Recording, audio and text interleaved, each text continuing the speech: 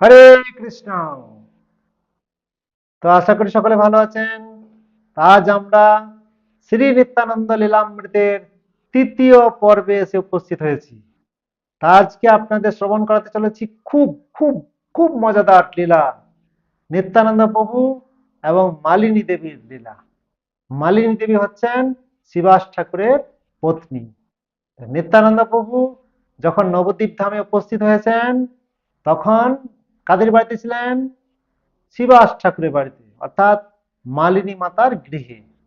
তো মালিনী মাতার গৃহে নিত্যানন্দ প্রভু যখন অবস্থান করছিলেন, কখনো কখনো মালিনী দেবী নিত্যানন্দ প্রভুকে বাৎসল্য প্রেমে এমনই ভালোবাসতেন, নিত্যানন্দ প্রভু একদম ছোট্ট শিশু হয়ে যেতেন আর মালিনী দেবীর স্তন পান করতেন। এইরকম তাদের মধ্যে মা এবং সন্তানের মতো ভালোবাসা ছিল। মালিনী দেবী জানতেন নিত্যানন্দ প্রভু হচ্ছেন স্বয়ং ভগবান, এবং তিনি একইভাবে দাস্যভাবে অর্থাৎ দাস্য রসে এবং অন্যদিকে বাৎসল্য রসে নিত্যানন্দ প্রভুর সেবা করতেন। তো সেই নিত্যানন্দ প্রভু মালিনী দেবীর বাড়িতে আছেন আর মালিনী দেবী নিত্যানন্দ প্রভুর সেবা করে যাচ্ছেন। একদিনের ঘটনা। একদিন কি হয়েছে, মালিনী দেবী যখন ভোগ নিবেদন করবেন দুপুর বেলায়, তার একটু আগে দেখছেন ভোগের যে প্লেটের মধ্যে যে বাটিতে ভগবানকে ঘি দেওয়া হয় সেই বাটি খুঁজে পাচ্ছেন না। তো কি হলো কি হলো, কোথায় গেল কোথায় গেল? তারপর তিনি জানেন যে এই কাজ আর কারো না, এই কাজ কাকে নিয়ে গেছে, কাক।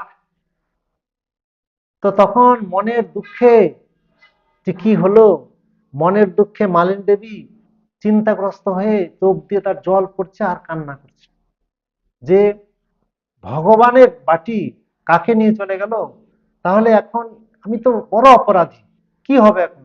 এখন আমি ভগবানকে কিসে ঘি দেব? প্রভু অর্থাৎ শিবাস ঠাকুর এলে তো মালিনী দেবীকে বকা দেবে, সেই চিন্তাও আছে। তো মালিনী দেবী দুশ্চিন্তাগ্রস্ত, এখন সেই বাটি কি করে পাওয়া যাবে? এমন সময় নিত্যানন্দ প্রভু এসে উপস্থিত হয়েছে। তো নিত্যানন্দ প্রভু বলছেন, মা তোমার চোখ দিয়ে জল, কি হয়েছে মা, কাঁদছো কেন?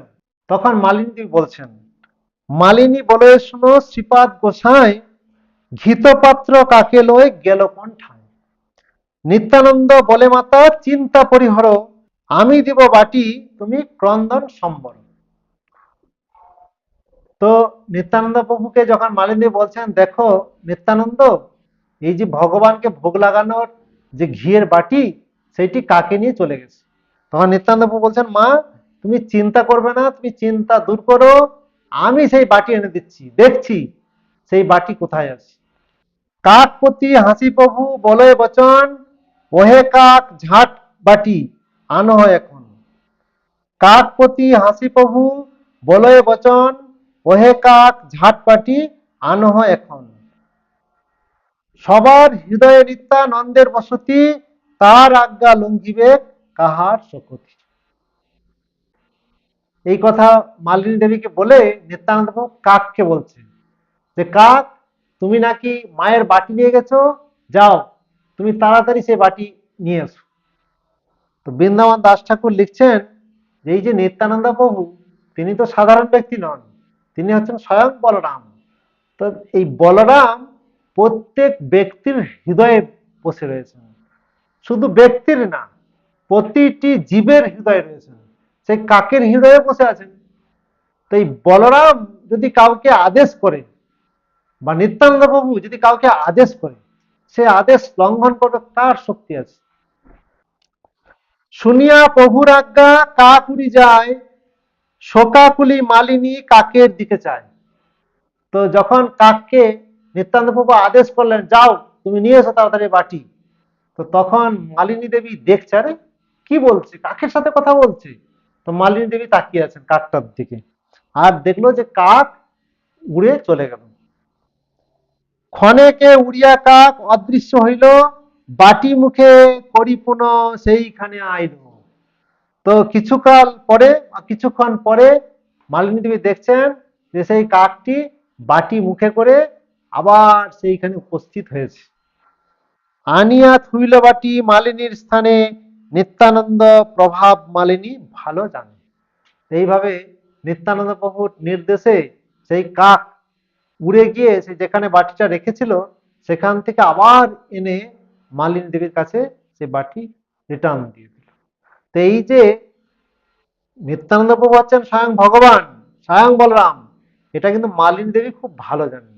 একদিকে বাৎসল্য স্নেহে মালিনী দেবী নিত্যানন্দ প্রভুর সেবা করছেন, আবার অপরদিকে দাস্য ভাবেও সেবা করছেন। আর নিত্যানন্দ প্রভু মালিনী দেবীকে এইভাবে বিভিন্ন লীলার মাধ্যমে তাকে আনন্দ প্রদান করছেন।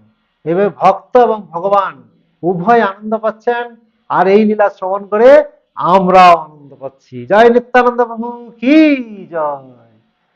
তো হরে কৃষ্ণ। তা আপনাদের কাছে বিনীত নিবেদন, যদি আপনাদের এই সমস্ত লীলাগুলি ভালো লাগছে তাহলে যদি এই চ্যানেল সাবস্ক্রাইব না করেছেন দয়া করে করে নেবেন। আর আপনাদের অতিথিদের বা আপনাদের বন্ধু বান্ধবীদের কাছে এই বার্তা বা এই সমস্ত লীলা কথা শেয়ার করে দেবেন, তাহলে তারাও আনন্দ উপভোগ করবে। হরে কৃষ্ণ। শ্রবণ করার জন্য অসংখ্য ধন্যবাদ। সকলে ভালো থাকবেন। হরে কৃষ্ণ।